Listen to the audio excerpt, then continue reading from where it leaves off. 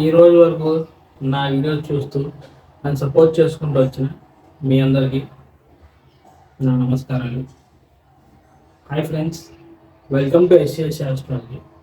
మనం ఇవాళ వీడియోలో ఒక చిన్న టాపిక్ అనేది డిస్కస్ చేద్దాం. అదేంటంటే జనరల్గా హౌసెస్లో అసలు ఏ ప్లానెట్స్ లేకుండా ఉంటే అంటే ఎంటీ హౌసెస్ ఫలితాలు మనం ఎలా కనుక్కోవాలి అనే విషయాన్ని నక్షత్రాలను కూడా మనం ఇంక్లూడ్ చేసి అనాలిసిస్ చేయడానికి ట్రై చేద్దాం.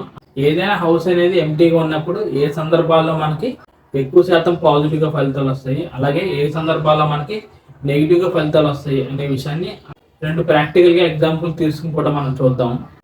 ముందు అసలు ఏదైనా హౌస్ అనేది ఎంటీగా ఉంది అంటే ఆ హౌస్ అనేది అసలు పని చేయట్లేదు అనేది మనం అనుకోక్కర్లేదు. ఎందుకంటే ప్రతి భావానికి భావాధిపతి అనేవాడు ఉంటాడు. ఆ భావాధిపతి అనేవాడు బలంగా ఉన్నాడా బలహీనంగా ఉన్నాడా, ఆయన ప్లేస్మెంట్ అనేది ఏ స్థానంలో ఉంది, ఆయన ఏ నక్షత్రంలో ఉన్నాడు, అలాగే ఆ నక్షత్రాధిపతి చార్ట్లు ఎలా ఉన్నాడు అని ఇన్ని విషయాలు మనం ఆధారంగా తీసుకుని ఫైనల్గా డిసైడ్ చేయాలి. ముందుగా మనం పాజిటివ్ ఫలితాలు చూద్దాం. ఫర్ ఎగ్జాంపుల్గా మీకు ఏదైనా హౌస్ అనేది ఎంటీగా ఉంది, సో మీరేం చేస్తారంటే ఆ హౌస్కి అధిపతి ఎవరో చూడండి, ఆ భావాధిపతి అనేవాడు ఏ హౌస్లో ఉన్నాడు అనే విషయాన్ని చూడాలి. ఫర్ ఎగ్జాంపుల్గా ఏదైనా ఉపచయ స్థానాల్లో దుస్థానాల్లో కనుక ఉన్నట్లయితే కష్టపెట్టిన తర్వాత మాత్రమే రిజల్ట్ అనేది ఇస్తుంది. అలా కాకుండా ఏదైనా లక్ష్మీ స్థానంలో కనుక ఉన్నట్లయితే అది చాలా వరకు పాజిటివ్గా తీసుకుంటారు. అలాగే ఆయన ప్లేస్ అయిన హౌస్లో ఆయనకి ఎక్కువగా బలం అనేది ఉండాలి. ఆ బలం అనేది మిత్ర బలం వల్ల కానీ, లేకపోతే దిగ్బలం వల్ల కానీ, లేకపోతే మీ లగ్నానికి పాజిటివ్ గ్రహాలు ఆ గ్రహాన్ని చూసినా కూడా ఆ భావాధిపతి అనేవాడు మనకు బలంగా ఉన్నాడు అనేది మనం అర్థం చేసుకోవచ్చు. ఈ విధంగా భావాధిపతి అనేవాడు బాగున్నాడు అని ఫైనలైజ్ చేసుకున్న తర్వాత ఆ భావాధిపతి ఏ నక్షత్రంలో ఉన్నాడు, అలాగే నక్షత్రాధిపతి ఎక్కడ ఉన్నాడు అనే విషయాన్ని మనకు రావాలి. సో ఇదే విధంగా భావాధిపతి అనేవాడు ఎలా బలంగా ఉన్నాడో ఆ నక్షత్రాధిపతి అనేవాడు కూడా అలాగే బలంగా కనుక్కున్నట్లయితే కంప్లీట్గా ఆ హౌస్కి పాజిటివ్గా ఫలితాలు అనేవి ఎక్కువ శాతం వస్తాయి. మీకు ఇంకా బాగా అర్థం అవడానికి ఒక ఎగ్జాంపుల్ తీసుకొని చూద్దాం. ఇక్కడ నేను తీసుకున్న లగ్నం కర్కాటకం. ఫర్ ఎగ్జాంపుల్గా దశమ స్థానంలో మనకి ఎటువంటి గ్రహాలు లేవు. ఇప్పుడు మనం ఏం చేయాలంటే ఈ దశమంలో ఎటువంటి గ్రహాలు లేవు కాబట్టి ఈ దశమ స్థానం అనేది ఎంతవరకు మనకి పాజిటివ్గా పనిచేస్తుంది లేకపోతే నెగిటివ్గా పనిచేస్తుంది అనే విషయాన్ని మనం చూడాలి. ఇప్పుడు మనం జనరల్గా చూసినట్లయితే దశమాధిపతి కుజగ్రహం ఇక్కడ ద్వితీయ స్థానంలో ఉన్నాడు. సో ప్లేస్మెంట్ పరంగా దశమాధిపతి అనేవాడు ధనభావంలో ఉండడం అనేది మంచిదే కదా. స్వయం శక్తితో వాళ్ళ కెరీర్లో బాగా రాణించి డబ్బును సంపాదించుకునే కెపాసిటీ అనేది ప్లేస్మెంట్ అనేది ఇస్తుంది. అలాగే ఇది సింహరాశి అయింది కాబట్టి కుజగ్రహానికి ఇది మిత్రస్థానమే కాబట్టి అందులోనూ మనకు పాజిటివ్గా రిజల్ట్ అనేది వచ్చింది. ఇక నక్షత్రం విషయానికి వచ్చినట్లయితే మకా నక్షత్రంలో ఉన్నాడు మనం భావిద్దాం. ఈ మకా నక్షత్రం అనేది కేతు నక్షత్రం. ఫర్ ఎగ్జాంపుల్ కేతు ఈ చాట్లో పంచమ స్థానంలో ఉన్నాడు మనం అనుకున్నట్లయితే ఆ విధంగా మనకి నక్షత్రాధిపతి అయిన కేతు కూడా ఇక్కడ ఒక లక్ష్మీ స్థానానికి పంచమ స్థానానికి సంబంధం వచ్చింది. అలాగే జనరల్గా కొంతమంది ఈ వృశ్చిక రాశిని కేతు గ్రహానికి మూల త్రికోణ రాశిగా లేకపోతే ఉచ్చ రాశిగా తీసుకోవడం జరుగుతుంది కాబట్టి సో ఆ విధంగా చూసినా అక్కడ నక్షత్రాధిపతి అయిన కేతువుకి సంపూర్ణంగా పాజిటివ్గా బలం అనేది వచ్చింది. సో ఆబ్వియస్గా ఎప్పుడైతే పంచమంలో కేతు ఉంటాడో లాభంలో రాహు ఉంటాడు కాబట్టి నేను కాంబినేషన్ తీసుకున్నాను. ఈ విధంగా మనకి కుజగ్రహం వీళ్ళు అక్కడ కేతు నక్షత్రంలో పంచమ స్థానంలో కేతు ఉన్నాడు కాబట్టి కుజగ్రహానికి దశలైనా వచ్చినప్పుడు మనకి ఈ 10th హౌస్తో పాటు ఈ పంచమ స్థానం కూడా యాక్టివేషన్లోకి వస్తుంది. ఈ లగ్నానికి కుజుడు కేంద్ర కోణాధిపతి అక్కడ రాజయోగాన్ని ఇస్తున్నాడు కాబట్టి పంచమ స్థానానికి సంబంధించిన ఫలితాలు రావడం మాత్రమే కాదు, ఇక్కడ కుజగ్రహం పంచమంలో ఉన్నట్టు కూడా పనిచేయడం జరుగుతుంది. ఆ విధంగా కుజగ్రహానికి అక్కడ ప్లేస్మెంట్ పరంగా కానీ లేకపోతే నక్షత్రం పరంగా కానీ కంప్లీట్గా పాజిటివ్గా పనిచేస్తాడు. ఇంకా దశమ స్థానం మీద ఎటువంటి నెగిటివ్ ఎఫెక్షన్స్ కనుక లేకుండా కనుక ఉన్నట్లయితే సో వీళ్ళ కెరీర్ అనేది చాలా పాజిటివ్గా ఉంటుంది, మనం అయితే ప్రెడిక్షన్ చేయొచ్చు. ఇప్పుడు మనం నెగిటివ్ ఫలితాలు చెప్పాలంటే ఫర్ ఎగ్జాంపుల్గా ఇదే విధంగా ఏదైనా హౌస్ అనేది ఎంటీగా ఉంది. సో ముందుగా ఆ భావాధిపతి అనేవాడు ఎలా ఉన్నాడు అనే విషయాన్ని చూడాలి కదా. సో ఇప్పుడు ఆ భావాధిపతి అనేవాడు బాగా బలహీనంగా ఉన్నాడు, పైగా మీ లగ్నానికి పాపగ్రహాలతో ఆయన సంబంధం కలిగి ఉన్నాడు.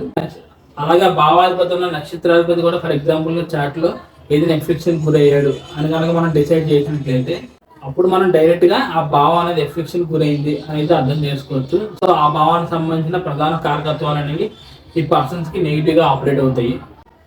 అంటే ఇదే విధంగా ఫర్ ఎగ్జాంపుల్గా 10th హౌస్ అనేది కనుక ఎఫెక్షన్ గురైతే కెరీర్లో సరిగ్గా రాణించకపోవచ్చు, కెరీర్లో సాటిస్ఫాక్షన్ లేకపోవడం, ఎప్పుడు హార్డ్ వర్క్ మాత్రమే ఉండడం, ఎటువంటి ప్రమోషన్లు నేమ్ అండ్ రికగ్నిషన్ లేకపోవడం.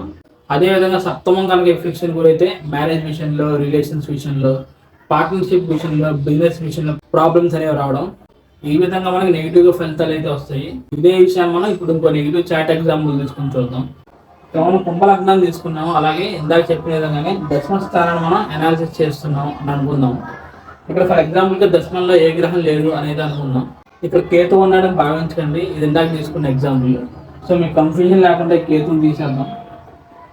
దశమాధిపతి కుజుడు ఇక్కడ చతుర్థంలో ఉన్నాడు. ఈ చతుర్థం అనేది ఒక కేంద్ర స్థానం. ఎప్పుడైతే కుజగ్రహం ఈ విధంగా చతుర్థంలో ఉంటాడో ఆయన ఆటోమేటిక్గా దిగ్బలానికి సంపూర్ణంగా కోల్పోవడం అనేది జరుగుతుంది. ఇక ప్లేస్మెంట్ పరంగా చూసినట్లయితే ఇది శుక్రగ్రహానికి సంబంధించిన రాశి కాబట్టి ఇక్కడ స్థానబలం విషయంలోనూ ఆయన ఒక శత్రుభావంలో నెగిటివ్గా ఉన్నాడు. సో ఇప్పుడు నక్షత్రం విషయానికి వద్దాం. ఇది ఫర్ ఎగ్జాంపుల్గా రోహిణి నక్షత్రం ఉన్నాడు మనం భావిద్దాం. ఈ రోహిణి నక్షత్రం అనేది చంద్రగ్రహానికి సంబంధించిన నక్షత్రం. ఇప్పుడు చంద్రుడు ఎక్కడ ఉన్నాడు చూడండి. ఫర్ ఎగ్జాంపుల్గా చంద్రగ్రహాన్ని నేను ఇక్కడ అష్టమ స్థానంలో తీసుకున్నాను. అక్కడ నక్షత్రాధిపతికి ఒక దుస్థానంతో కనెక్షన్ అనేది వచ్చింది.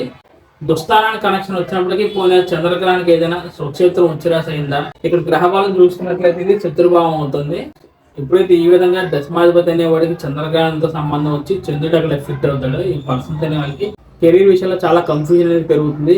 చేసే పనిలో సాటిస్ఫాక్షన్ కానీ స్టెబిలిటీ కానీ ఏమాత్రం అనేది ఉండదు. ఎప్పుడు కెరీర్లో శారీరకంగా కానీ మానసికంగా కానీ కష్టం మాత్రమే ఉంటుంది, కానీ దానికి తగ్గట్టు గుర్తింపు అనేది పర్సన్స్కి రావడం కష్టం అవుతుంది. మరి ఇదే సేమ్ ప్లేస్మెంట్ అనేది కొంతవరకు అయినా ఎప్పుడు బ్యాలెన్స్ అవుతుంది అనే విషయానికి వద్దాం. ఫర్ ఎగ్జాంపుల్ ఇక్కడ లగ్నాధిపతి అయిన శని గ్రహాన్ని మనం దశమ స్థానంలో తీసుకుందాం. ఈ దశమ స్థానం అనేది శని గ్రహానికి శత్రురాశి అయినప్పటికీ ఇక్కడ ఏమవుతుందంటే శని గ్రహానికి ఇక్కడ దశమాధిపతి అనేవాడు చూస్తున్నాడు. అలాగే ఫర్ ఎగ్జాంపుల్ శని గ్రహం ఇక్కడ జ్యేష్ఠ నక్షత్రం అయిన బుధగ్రహ నక్షత్రంలో ఉన్నాడు అని భావిద్దాం మనం. ఆ నక్షత్రాధిపతి అయిన బుధుడు స్వక్షేత్రంలో ఉన్నాడు అని మనం తీసుకున్నాం. దీనివల్ల మనకు ఫైనల్గా ఏమైందంటే ఈ లగ్నానికి రెండు యోగకారకమైన గ్రహాలతో ఇక్కడ దశమానికి బలంగా సంబంధం అనేది వచ్చింది. లగ్నాధిపతి అనేవాడు దశమంలో ఉండడం చాలా విశేషం. ఈ లగ్నాధిపతి అనేవాడు పంచమాధిపతి అయిన బుధగ్రహ నక్షత్రంలో ఉన్నాడు. పైగా బుధుడు పంచమాల్లో స్వక్షేత్రగతుడయ్యాడు కాబట్టి ఈ ప్లేస్మెంట్ అనేది కెరీర్ విషయంలో ఒక రాజయోగంగా పనిచేస్తుంది. ఇక్కడ దశమాధిపతి అనేవాడు చంద్రగ్రహాలతో ఇన్వాల్వ్ అయ్యి ఇక్కడ కేతుతో ఇన్వాల్వ్ అయ్యాడు కాబట్టి 100% పాజిటివ్గా పనిచేయనప్పటికీ ఆ పర్సన్స్ అనే వాళ్ళని కెరీర్ విషయంలో ఎంతో కొంత ముందుకైతే తీసుకెళ్తుంది. ఈ విధంగా మనం ఎంటీ హౌసెస్ యొక్క రిజల్ట్స్ని ఫైనలైజ్ చేయాలి. అలాగే ఇంకో ముఖ్యమైన విషయం ఏంటంటే ఎప్పుడైతే మనకి దశమ స్థానంలో శనిగ్రహం ఇక్కడ ఉన్నాడో ఆటోమేటిక్గా ఏమవుతుందంటే దశమ స్థానంలో ఒక గ్రహం ఉన్నాడు కాబట్టి ఎక్కువగా ఈ స్థానానికి సంబంధించిన ఫలితాలు అనేవి కుజగ్రహం కన్నా శనిగ్రహం బలంగా ఇవ్వడం అనేది జరుగుతుంది. అప్పుడు ఏమవుతుందంటే మనకి కుజగ్రహం ఇక్కడ బలహీనంగా ఉన్నప్పటికీ ఆయన దశలైనా వచ్చినప్పుడు ఇక్కడ శనిగ్రహం దశమ స్థానంలో ఉంటూ ఇక్కడ కెరీర్ హౌస్ని బ్యాలెన్స్ చేస్తున్నాడు కాబట్టి ఈ కుజుడు ఈ తృతీయ స్థానానికి సంబంధించిన ఫలితాలు మాత్రమే ఇస్తాడు. అప్పుడు మనకి ఏమవుతుంది అక్కడ కుజగ్రహం నెగిటివ్గా ఉన్నాడు కాబట్టి ఓన్లీ తృతీయానికి సంబంధించిన విషయాల్లో మాత్రమే మనకి ఎక్కువగా నెగిటివ్ ఫలితాలనే వస్తాయి.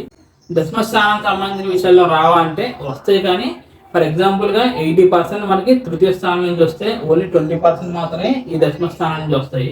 సో ఆ విధంగా మనం ఫలితాలను అయితే చెప్పాలి. సో నేను అందుకే చెప్తాను, ఏదో ఒక స్థానాన్ని తీసుకుని ఏదో ఒక గ్రహాన్ని తీసుకుని మనం ఫలితాలు అయితే చెప్పలేము. ఈ విధంగా అనేక రకాలుగా మనం అనాలిసిస్ చేస్తే తప్ప మనం ఫైనల్ ప్రెడిక్షన్ రాలేమని. సో ఇది ఫ్రెండ్స్ నా వీడియో అనేది. ఎంటీ హౌసెస్లో గ్రహాలు లేకుండా ఉంటే మనం ఫలితాలు ఎలా నిర్ణయించాలి అనే విషయం గురించి నేనైతే దీనికి సంబంధించిన విషయాలన్నీ మీతో చెప్పానని భావిస్తున్నాను. ఇంకా మీకు దీనికి రిలేటెడ్ ఏదైనా డౌట్స్ కనుక ఉన్నట్లయితే మీరు తప్పకుండా కమెంట్ అయితే చేయొచ్చు. So thank you friends, thank you for watching my video and thank you so much for your time. నా సైడ్ నుంచి చిన్న రిక్వెస్ట్ ఏంటంటే ఇందులోని ఇన్ఫర్మేషన్ మీకు నచ్చినట్లయితే తప్పకుండా వీడియోని అయితే లైక్ చేసి నా ఛానల్ సబ్స్క్రైబ్ చేసుకోండి. ఇదే విధంగా వచ్చే అప్కమింగ్ వీడియోస్లో మరిన్ని ఇంట్రెస్టింగ్ వీడియోస్తో మనం కలుద్దాం. అప్పటి వరకు bye friends, see you very soon and జై హింద్.